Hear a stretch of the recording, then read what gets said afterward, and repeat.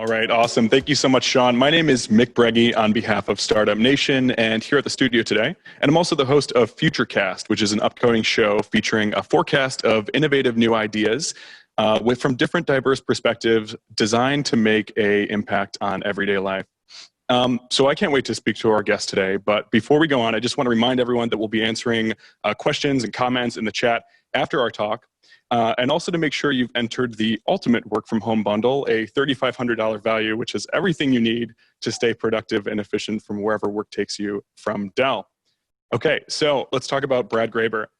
Brad is the CEO and co-founder behind Powerhouse Animation Studios based in Austin, Texas, leading producer of action animation.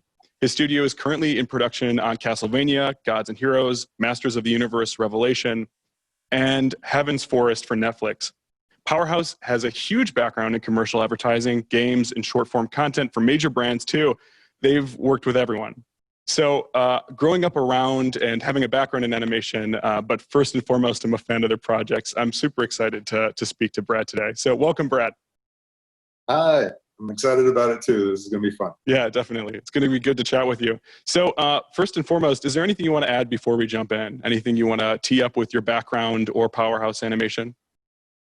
I mean, at the end of the day, I mean, the major things are we've been around for about 19 years, and we've done animation in just about all the varied formats that it has existed. We started off doing feature films, we've done some TV, we've done a lot of video games, but as animation has changed over the past 2 decades, our business has changed a lot with it. So it's just recently we were able to start doing all these wonderful, exciting shows, but we've always been building towards it. Right. And when you say you're building towards something, I think something I wish I had the resources for, and I imagine quite a few of us who are listening today have been wondering about or also looking for, are the tools to start. So can you talk about your initial background and all the way going through starting Powerhouse? Sure. So me and the other 2 founders worked at a .com. And so what happened was I was in grad school at Texas A&M. I was born in Austin and always really loved the city. And an opportunity came up to come work at this .com that was producing children's animation back in the late 90s. And so they hired a whole bunch of animators from all over the place, and we were producing short animated content online for kids that was using the Flash-based platform at the time. And so we all came and worked together. Everybody was still working on paper, and we were still doing animation in a very traditional way. But the .com went the way of the rest of the .coms and ended up collapsing. And myself and a couple of the other animators didn't want to leave Austin. We really loved the city and loved what it was all about. So we started Powerhouse in the building while they still were, waiting to sublease the space for the .com and built Powerhouse out of that. Wow. So, something we've had a chance to talk about before, which is kind of what the experience you're describing right now, is that animation and working in a creative industry is never really a straight line from A to B. It's always a little bit all over the place, and it's constant evolution and iteration. So what do you wish you had known when you're kind of in that intermediary phase and you're making these transitions? What do you wish you had known about starting Powerhouse? And what would be some useful tools for you to know during that time? Well, just like it does with everybody due to technology and just the way that things changed, we had started off thinking we were going to be a feature film production service group. And what I mean by that was we figured we would be small, but a lot of us had backgrounds working on, my partner Bruce worked at Fox on Titan AE and some of those films, and my other partner Frank, I worked on a whole bunch of Don Bluth things as well. And so we thought, because it seemed like it would never end, that we would do 2D traditional animation for feature films. And so that's what we did at first. We worked on Adam Sandler's 8 Crazy Nights. We were doing service work for feature films.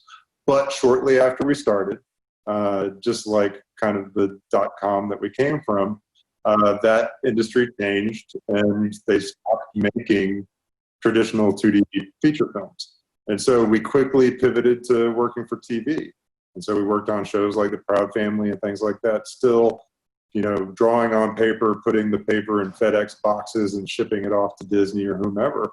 But we were figured that would also last forever.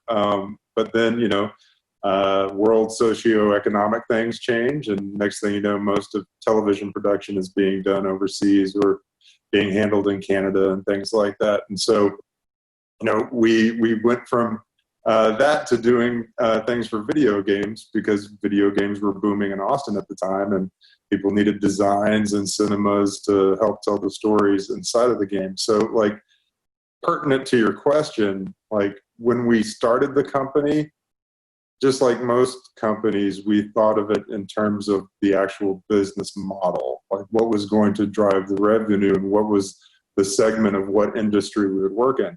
It turns out we were really just a artist and animator business, and we just would switch from wherever animation ended up living, as opposed to thinking in terms of being a film business or a TV business or a game business. We were really just a team of talent that needed to find work. And that wasn't the original direction that you had set out for? No, I mean, I was young. I was in my 20s when we founded Powerhouse, but at the time, it didn't seem like, after Lion King and all of those films, that traditional feature films were going anywhere. So, like, we thought it would last forever. It certainly wasn't our intention to be making, things like Epic Mickey was never even on the radar, which, Epic Mickey was this game based on a lot of the old Disney properties. And we ended up doing 2D animated cinemas for inside of that game. But when we had started the company, something like that wasn't even something that we thought would happen. Like the industries grew and we kind of moved from place to place. And always stayed current. Great. Yes. I remember Epic Mickey. I'm a huge fan of that game, both 1 and 2. So I remember when we had a chance to talk beforehand, knowing that you guys had worked on that is phenomenal. And the work is beautiful. So in that process, or when you guys are in the early stages of development, as you mentioned, you're kind of moving from project to project and staying current and contemporary with the changing times. What is the first project that you can pinpoint that you guys worked on? And also to kind of set the stage of what's happening in the animation industry in the early 2000s, that you kind of felt like, okay, this is a big opportunity for us. This is a thing that's going to move us forward and kind of propel us along from that initial conception. Well, outside of the Adam Sandler film, 8 Crazy Nights, one of the first things we worked on was a small piece of sample animation for some never-made Snoop Dogg animated vehicle. Oh, wow. And so it was out of Houston. We got contacted, and we ended up doing an animated test to show how it could be done. Flash, at the time, this is all pre-iPhone, which eventually kind of killed Flash. But at the time, the amazing thing was being able to create animation that people could not just immediately download, because, not without getting too technical, the vector-based format allowed Flash, which, was drawn traditional-looking animation generally. It allowed it to, download almost instantaneously because of the file sizes being so small. And that also helped out a ton because it started the progress from, digital storage of giant terabyte files to store movies, to being able to store things and work on files much simpler. It also started the process of us being able to draw directly into the software. Previously we had done, like, I'll take one of the most egregious examples. We had done some work on a Kevin Smith project where we were drawing on paper, and then we would go, like, as a for instance, you would sit there and you would flip the paper trying to recreate, 24ths of a second with your fingers. And that's how you tested the animation while you were working on it.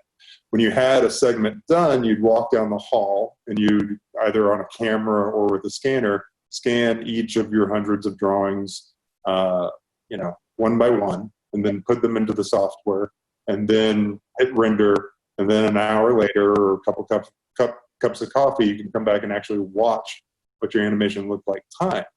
And that, it took a lot of time. And when you made a mistake, you're like, oh, crap, that didn't quite work. Then you would go back to your desk and you would sit and you'd flip the pages, try to correct your arcs and your mistakes and all of that, and recreate the process over and over again. When we started working with Flash, the drawing tools were inside the software, and all you had to do was hit enter, and then you would see the way the animation looked properly without having to render or shoot or any of that other sort of stuff. A lot of us fought the transition from paper to drawing directly, with a tablet or, like a canvas or something like that. But, pretty soon, just the being able to see the results of your work and being able to do things like undo as you drew and all that other sort of stuff started to outweigh, a lot of the traditional aspects of doing animation. How does the process of the studio, you're talking about kind of these technological processes that improve everything drastically over a course of, drawing traditionally versus being able to, something as simple as being able to undo or maybe onion skinning or something like that. But how is the process different from your early days to now from more of the business or enterprise standpoint when you're thinking about starting out in early stages to now pitching shows? How have things differed over this period of time? It's changed radically. I mean, it's one of those things where, the fundamentals of what we do hasn't really changed at all. I mean, it's still all about drawing. It's still all about story. It's about character. The fundamentals of what we do hasn't changed, but the process has changed radically. I mean, I think when we first started the studio, there was a scanner, a Ricoh scanner, that would do pages, large enough to hold animation pages, one after the other. And like, we thought it was so fast, watching it, sheet feed these scans of your animation paper. And I think it was $8,000, $10,000 for the scanner. And so that would take a whole job for the studio to be able to pay for that one asset just to be able to sit there and scan. And then, we started hiring younger and younger artists as we grew older as a company and as ourselves. And what ends up happening is they grow up inside of the technology as opposed to, the way that you came up. Like, for instance, Powerhouse used to host regular figure drawing sessions because, the best way to learn how to draw, especially for animation, is through, anatomy study. And so I remember the first artist that came in and was drawing just on a tablet. They had one of the older draw directly on the screen sort of surface type things. And just how strange that seemed to the rest of us. And then, years later, you go back and think about it, and there's hardly anybody in our studio that still draws with traditional media. Like, it's mainly directly onto a screen, through something like a canvas. And, the computers are powerful enough now to where, when we first started, it would take, like I said, it would take hours to render and just to see the work that you're doing. And now it's all just instantaneous. You are able to quickly correct acting and action and all of that other sort of stuff and see it as soon as you're done drawing it, which gives directors more time to think about things. It gives them more time to make things better.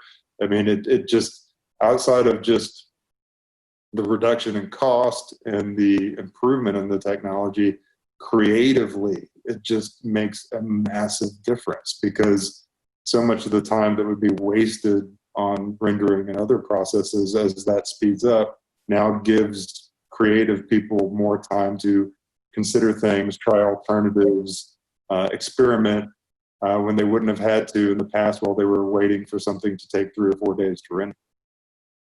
Right. And something that you mentioned was the young people coming into your studio were kind of influencing this change in direction a little bit as well, alongside you guys, in the sense that they were drawing on tablets or something, where this medium is traditionally so rooted in hand-drawn. So you said before that the team is kind of what drives a creative business. So how do you align the right people, and how do you find these people who are going to bring in this innovative technology, or at least understand it enough to push your business forward? Yeah, it's a portfolio based business. I mean, at the end of the day, we put out calls. Luckily, we're in a good spot right now. Animation is one of those things that can still be produced in a work from home type environment. And so when we are looking for folks, currently there's a lot of people that are available and can apply and all of that other sort of stuff. But it is straight about the work. Before we look at a resume, before we think about education background, before we consider that stuff, it's the ability to draw, the ability to, emote through characters, all of that other sort of stuff that's really what matters the most. Like, the educational background and even some of the technology background, because we could teach people how to, what keys to use to work inside of software. But at the end of the day, the 10,000 Malcolm Gladwell hours that it takes to learn how to not just draw, but to draw in motion is something that you have to have coming in the door. And so, our people are constantly reviewing portfolios on a very, very regular basis, trying to find the talent that can do what we want to do. On top of that, though, we are fortunate in that we do a lot of action-based stuff, and we're one of the few studios in America that does. And there's lots of young people who've grown up watching anime and have a predilection to wanting to work on action-based series. And so we have lots of folks constantly applying to the studio. Becoming an action-based studio, I think that's an interesting point, and kind of carving out what your team and what your organization is going to just absolutely excel at, which is that kind of action-based traditional animation style across the many genres that you work in, but finding this one thing that you can pinpoint. How do you get to that point of understanding, like, this is something that we're really good at, and this is... Well, we got lucky. Like, so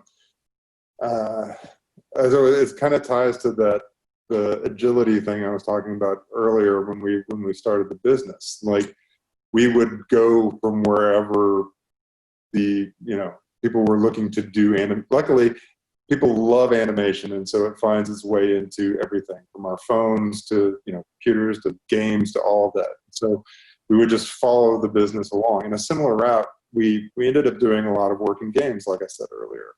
And games tend to be, because you're actively playing them, they tend to be more action-based properties. And so not only were we able to get our feet wet in a genre that wasn't being explored terribly in other traditional animation studios, but the people we were hiring, the younger, more talented than the old guard folks that were coming in the door, like I said, they grew up watching different media. I grew up watching Disney films and Looney Tunes. They grew up watching Dragon Ball Z and Miyazaki films. And so it's kind of where they went. And then, just like any other business, when you're good at something, people want it more. And so what happened was, extremely talented people like Sam Dietz, who's the director of Castlevania at our studio, was able to show in a few smaller projects, music videos, video game cinemas, just this amazing ability to do action. And then when people found out that's something we could do that others couldn't do, then we got more demand for it. As we got more demand for it, we had to seek out artists that could do it as well. And then the studio grew from that. Like, it's a fancy way of saying supply and demand. Mm-hmm. It's a cornerstone of anybody's entrepreneurial business. But sometimes you don't know that's what your business is going to be amazing at when you first start it. It takes, in our case, 15 years before we found that perfect sweet spot that really allowed us to grow. Do you recommend early creative studios that are starting out to kind of identify and carve out that niche, or find that aesthetic that they're really powerful in, or be more aligned to kind of the jack of all trades perspective? Well, when we were first hiring, because of the type of work that we did, commercials and things like that, it was more beneficial to have people who had a little bit of a jack of all trades sort of experience, because we didn't know necessarily when we were smaller where, what the next job that came in the door would be. Mm-hmm. Like, and it might be more motion graphics, and so you needed a little bit of After Effects if you were going to hang around. And so definitely in the early days, there was a little bit of that. But like, I don't know, I'm a martial arts guy. And so like there's a bit of the kind of practice leads you to doing what you're best at. And so the more we did of certain things, the better we got out of it. And now we're in a studio where when you are a storyboard artist, we're just doing storyboard. When you are an animator, you're just doing animation. So there's kind of a little bit, you have to grow into the specificity of it seems, but there's a little bit of both. How do you stay current as a organization and juggling these different competencies of your people? It's a great question. You have to watch a lot. So like, everybody, even though you watch animation all day, I do try to stay on top of, a lot of the stuff that's out there, not just in the States, but internationally. There's a lot of amazing animation stuff going on in France right now. And then, of course, in Japan and a whole bunch of other markets. So you try to keep your finger on the pulse and watch all of that. And, luckily, when you're a studio that's also pitching television concepts, that helps you stay current a lot, because you hear what people are looking for, you see the things that are doing well. And even though animation is a incredibly laborious, time-intensive process, where when you start something, it's not for a couple of years until it's going to be out in the public. So you really have to stay on top of that, because there's an extreme danger in our business that if you do get behind that, since it takes so long to make things, that you'll be incredibly behind by the time what you're working on gets out to market. So we try to push the boundaries of that a little bit. Right now, Castlevania, in my opinion, is one of the first shows that really broke the mold of being able to do adult content and animated pieces that hit the mainstream.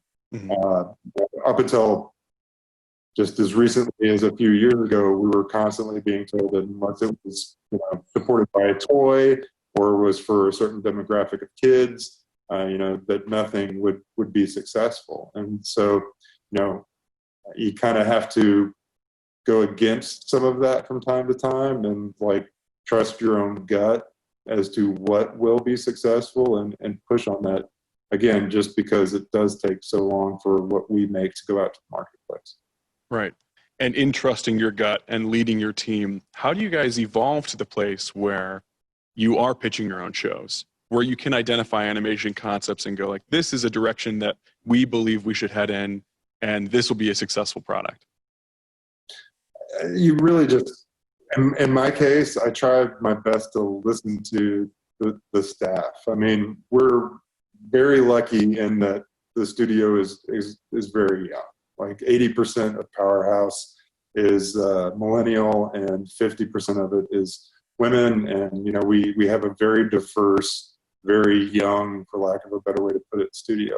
And so I watch what they're talking about, what shows they're enjoying, what music videos and other animators are pushing them, and all of that other sort of stuff. So you have to you can't get stuck in wanting to make the same sort of pet project that you've always wanted to work on. You have to listen to what the younger audience is looking for, because that's what's going to eventually serve your product. That's great. I think the diversity of perspective there is really key as well, into understanding different types of, and especially in a creative medium, different perspectives go into different types of creative resources. And so it's really good to hear you say that, you're listening to your people. I think that's absolutely a major tenet to building out the studio to the way that you have. Well, and at the end of the day, just to add to that, you also got to make sure that it's stuff that's going to inspire them creatively. I mean, if you're not listening and you just end up taking whatever job comes in the door, the work is going to suffer. It has to be something that not just, they enjoy watching, but they're going to be watching it over and over and over again at 24ths of a second. If they're not engaged in the material, you'll get something that's subpar. Right. So what's the balance between trusting your gut and or following a curve, or even listening to your people? Well, I mean, that's a good question, and I don't know that I 100% know the answer, because it changes so much. I mean, and it kind of goes back to that theme that I was talking about when we started the business. Like, things radically change very, very quickly. Like, in one 6-month period, you might be talking to a network or a streamer that's looking for, something pretty specific. They're looking to counter what the competition is offering. They're looking for something that replicates a pattern that another show replicated. By the time you put together something and have a pitch going, that pendulum might have swung in a completely opposite direction. And so you have to find the good in all the different variations of things. Like, IP is probably the best way to look at that. There's this IP pendulum where people are looking for either something that's based on a familiar IP, so that they can bring an audience to it before it actually even gets out of the gate, to creating original content. And that pendulum goes back and forth constantly in our business. And so, you just have to figure out a way that if you are working on an IP, that you make sure that the story is good and the characters are solid and grounded. Or if you're working on an original, you take the same considerations, because the foundation is what makes it right. So has there been a project, even if it's IP driven, that you feel has nailed the middle ground, that kind of speaks to your own voice, speaks to the studio's perspective, and is something that you're just immensely proud of? I'm immensely both proud of Castlevania and another show that we worked on, Seis Manos. I'm very proud of what's happening on the He-Man show right now. Unfortunately, I can't talk a lot about it, or a Mattel tranquilizer dart will hit me in the net. But the Castlevania, I think, through the Dietz brothers at our studio who worked on it, they were mega fans of the property. They played the games. It was them. They encouraged us to pursue it. Like, Sam had been working at the studio for quite some time. He heard through the internet that there was a potential that somebody was working on a Castlevania animated series, and it was the one thing he ran down the hall and was like, please find who's doing this, where it's at, and let's go out and pitch ourselves to do it. And I think they tonally have the perfect voice. They respect the IP. They want to make a show for an audience like them. So that really works out. On the flip side of that, Seis Manos is our completely original grindhouse 70s kung fu mashup, which speaks to a lot of my personal interests. And I think that show turned out fantastic, and really proud of what it is out there. Plus, it was, set in Mexico, and really had a nice cast and all of that. And it kind of, as a studio that was based in Texas, it was a real good fit for us as a group. Mm-hmm. So you're working on two different projects. One is IP that might be brought to you from a external third party, and one that you guys can kind of come up with yourself in-house. How do you find a balance between these types of projects? Do you prioritize things that have your own voice, or are you more focused on a Netflix property?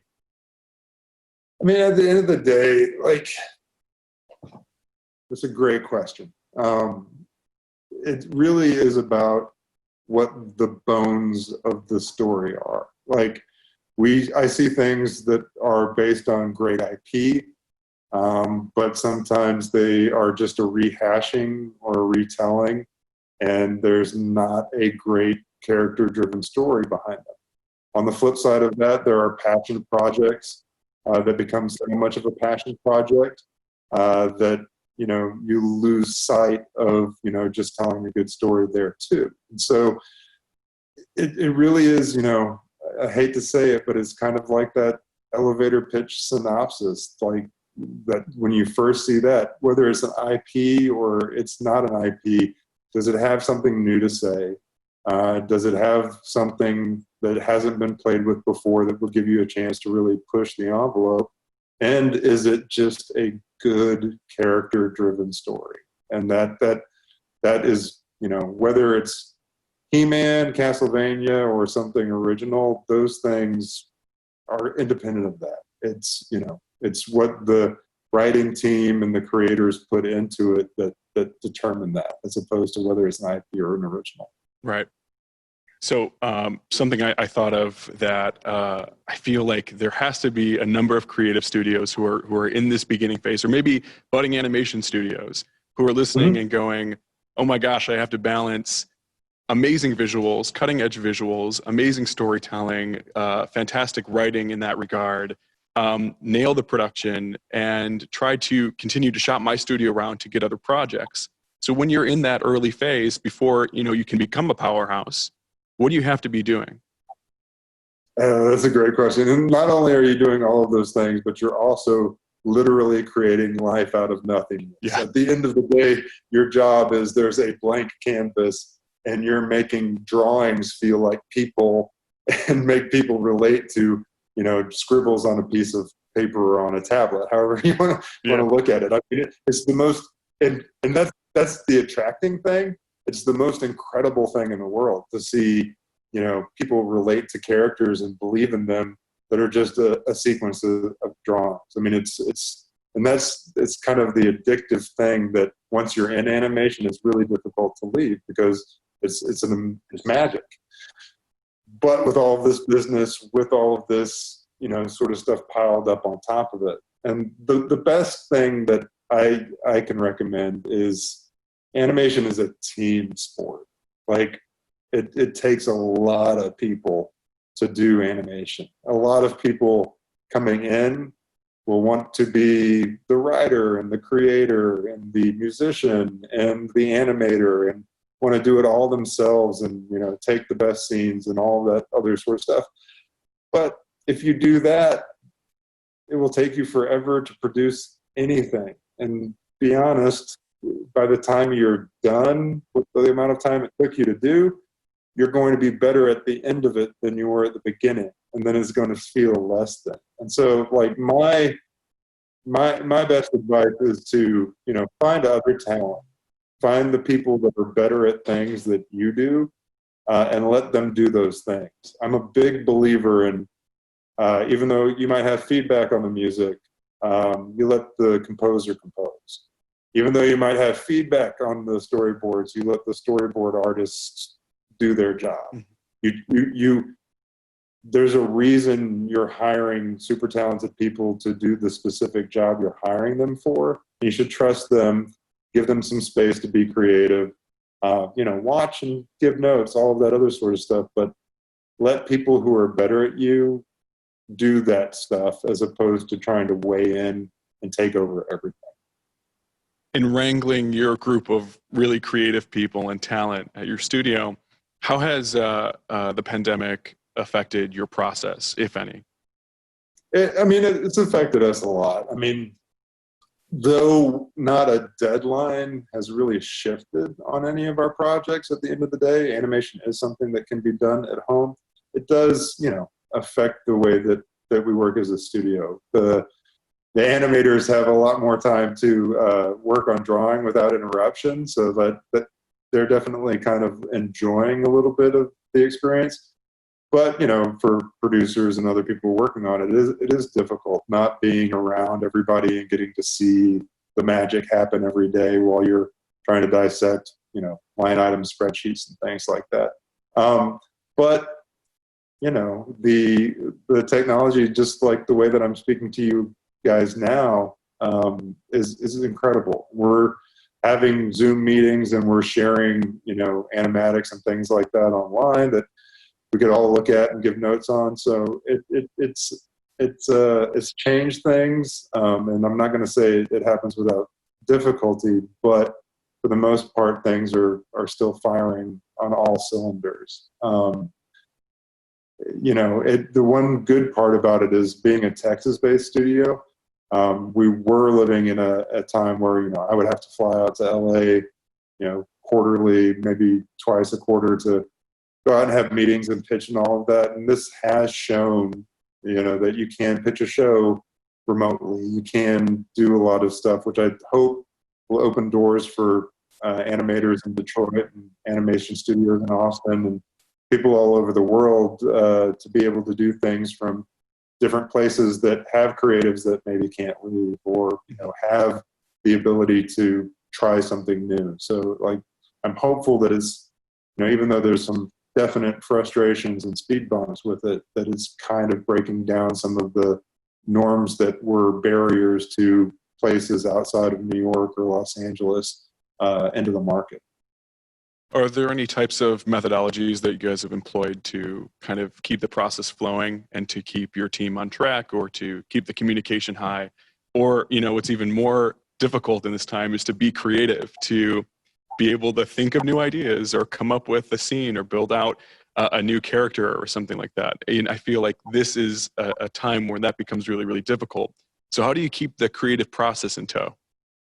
Well, it's a great question and something that we're dealing with in real time. So one thing that we found, especially over the past few weeks, is there's a lot of anxiety and there's a lot of stress. And truth is, I heard this from someone else, but it was a really good quote.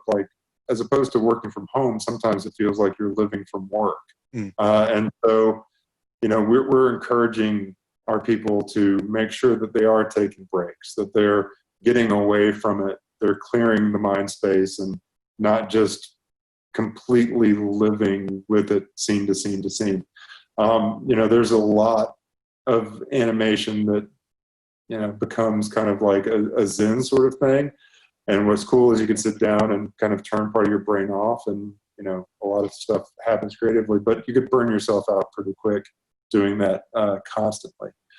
So, we're trying to encourage people to, take breaks, make sure they're not overworking and all of that other sort of stuff, because truth is, as much as, I hate to say this, sometimes it's hard to pull animators away, from projects. They're constantly working and building on that. And so that's something we're struggling with a little bit.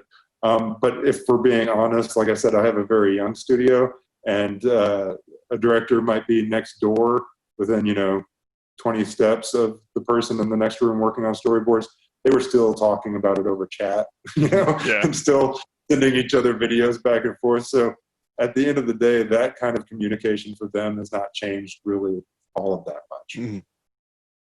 So you were talking about Texas. Austin pride, I imagine, is very prevalent in your studio and where you guys have come up from, where your talent is from. So you guys are very about, I believe, supporting the Austin community and people in your community. And I feel like that's very similar to Detroit in a lot of ways, and studios around the area as well. So how has that mentality affected your business? That's a good question too.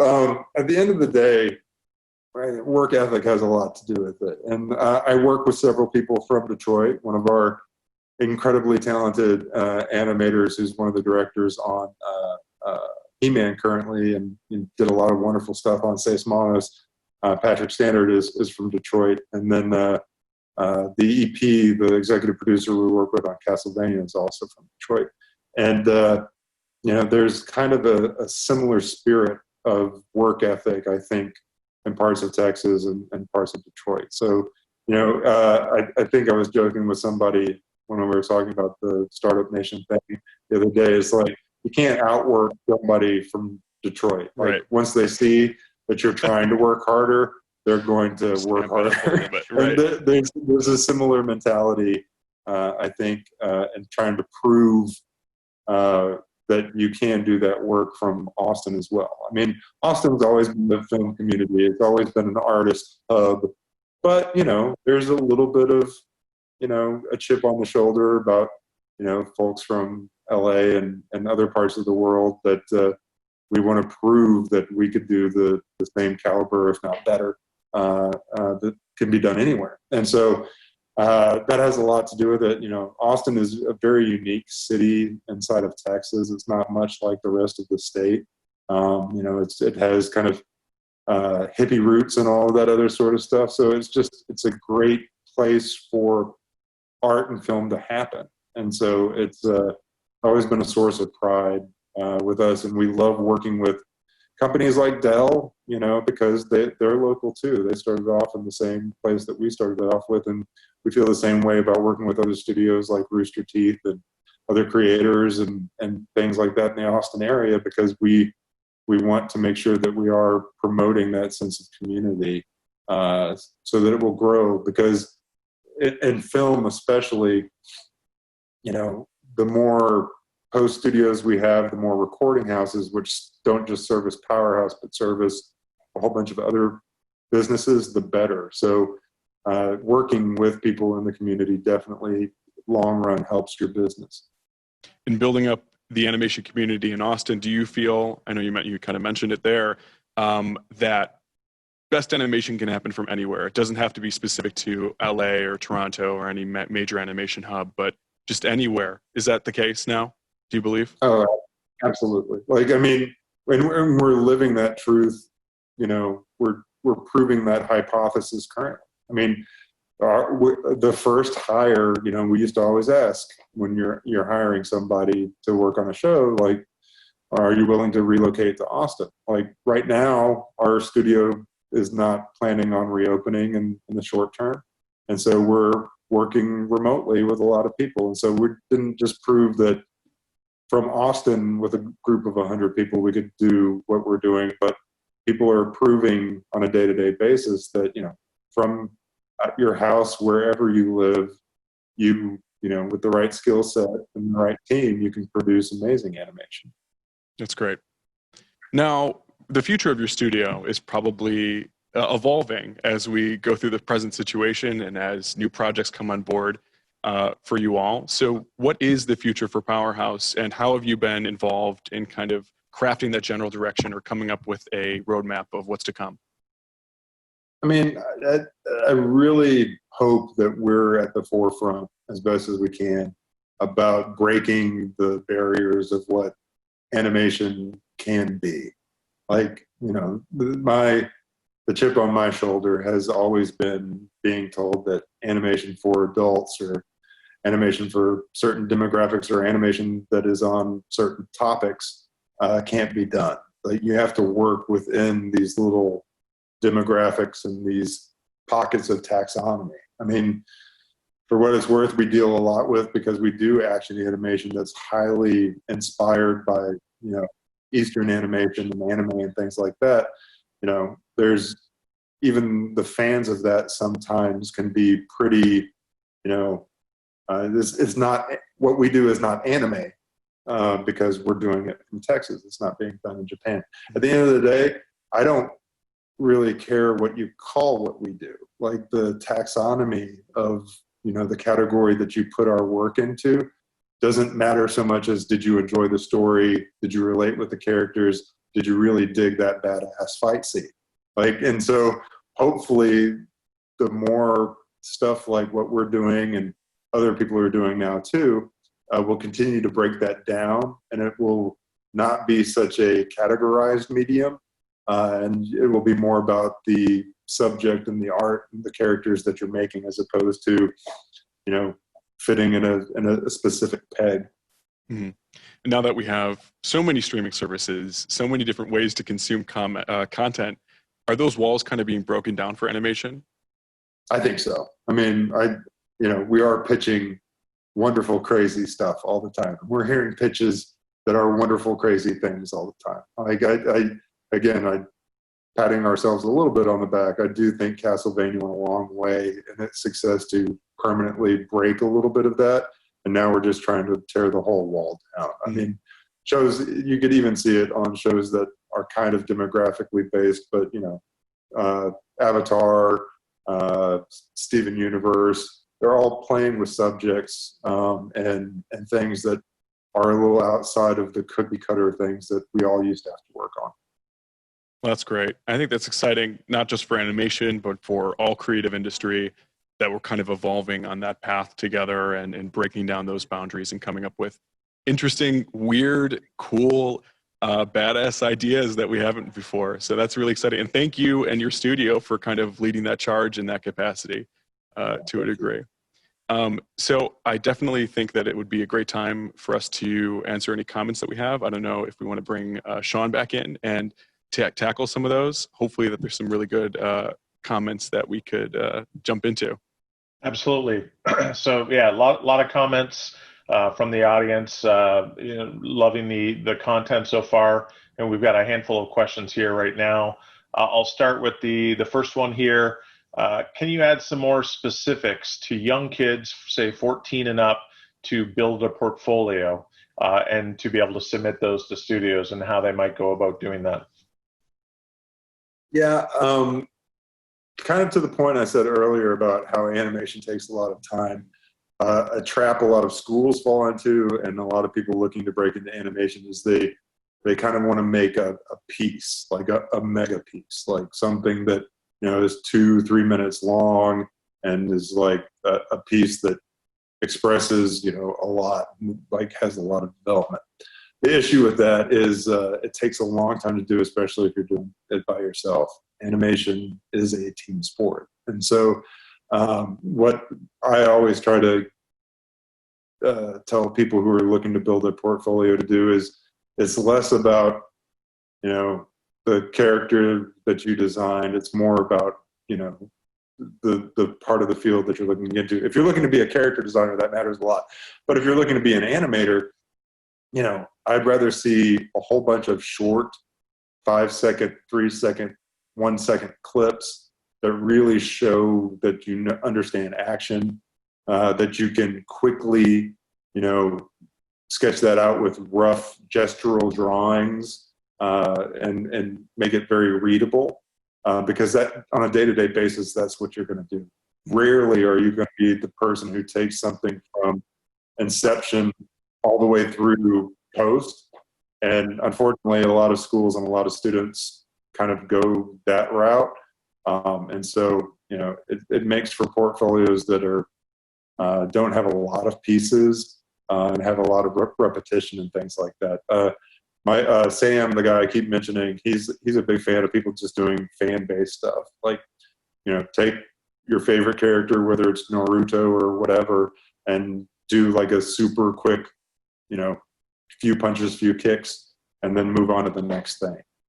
Man, I wish I had that advice 6 years ago. I was heading into animation school and I fell into that trap of like, one big thing, it has to be this massive piece that I'm most proud of.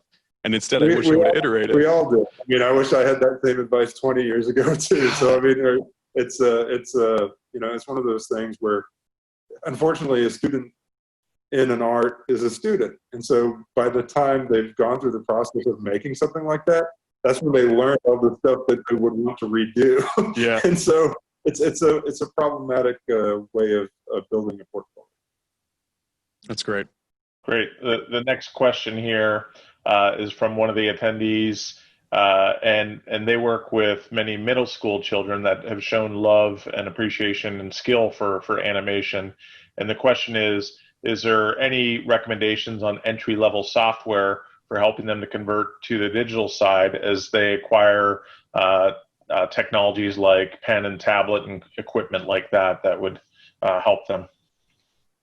Yeah, I mean, the Adobe software is pretty ubiquitous. I mean,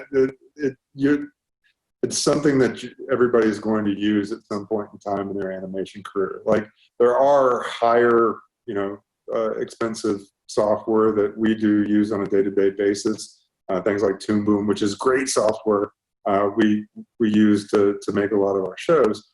But when someone's just coming in, those student Adobe packages that allow you to play and animate, where you can rough something and hit enter and watch it go without the camera, like I talked about in the other speech. So that's a really great way to learn and start off with the fundamentals: bouncing balls, flour sacks, all that stuff that you see in the old Disney animation books. You can still play with in that software and do it quickly and learn a lot. And then, because of those packages, especially the student ones, then if you wanted to dabble and see if you fall in love with compositing or other parts of the process, backgrounds, we do most of ours in Adobe Photoshop. So, there's just so much material on how to learn the software out there that it allows you to concentrate less on the software and more on the fundamentals, which is what students should be doing. Brett, do you have any other material that might be helpful aside from picking up software, movies, books, anything like that that would kind of guide someone who wants to get into animation? Well, I mean, even though animation has changed quite a lot of the original books for animation, they still have the same value that they had, because again, it's about the fundamentals. I'm a big fan of the Richard Williams books. He was an amazing animator, and he's got some that are online, and you could watch, actual videos of his on how to do things like the bouncy ball and the flower sack and walk cycles and things like that. And he taught the animators at Disney, and he would go around and do presentations on animation. Just an amazing. Richard Williams is his name. So that's an amazing book. The Preston Blair book that you see in the hobby stores still holds up. The advice on overlap and arcs and animation, all that stuff, those fundamentals are still true. And then of course, books like The Illusion of Life by some of the 9 old men at Disney. It's a big, thick volume, but it is kind of the Bible of traditional animation. Great. We have another question with regards to the evolving landscape of technology that drives animation, and how as a studio do you keep up with that? You mentioned about the iPhone and Flash, but obviously this industry changes rapidly. So do you invest as a studio into keeping up with that technology, and how best do you go about doing that? I mean, it kind of happens strangely organically, because what happens is animators really push themselves. They love experimenting with other softwares and trying to find out quicker ways to do things, because animation is it's a laborious process. And so anything that saves a step and allows you to be, concentrate more on the actual creative than the actual process is really helpful. So, we were always a very, I wouldn't say anti-3D, but we were a very 2D studio. And so we didn't dabble in 3D software quite so much. But we brought in talent to be backgrounds artists, and they would play around with 3D in order to help facilitate some of the stuff in their backgrounds. And then that started us experimenting with it. And then eventually, we have hired 3D staff who are incredible and have improved our show so much to do some of the things in 3D. And we might paint over them, or we might give them a treatment to make them fit within the 2D worlds. But the amount of time that they save us on vehicles and backgrounds and castles and all of that other sort of stuff has really, really pushed us as a studio. And it comes from the artists. It's like, I would love to say that, Powerhouse has a development program where we go out and research and experiment with things and all of that. But really, it's driven by the amazing talent that we have at the studio, because they're constantly trying to improve their game. That's great. Great. I think that's it for now for the questions, since we're at the the top of the hour here, so I'll leave it to you guys to have closeout. Great. Well, Brad, thank you so much for being on with us. I think everything you guys are doing at Powerhouse is great, cutting edge in the industry, and I'm super excited to see what's around the corner. Anything you could tease us with as we close out with what you guys are working on, in addition to what you might have already mentioned?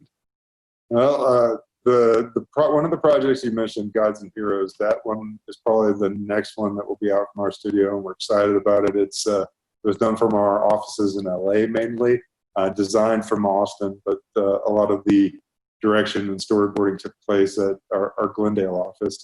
So that will be exciting. It's a Greek mythology story, which is always fun. And then, He-Man is looking really, really, really good.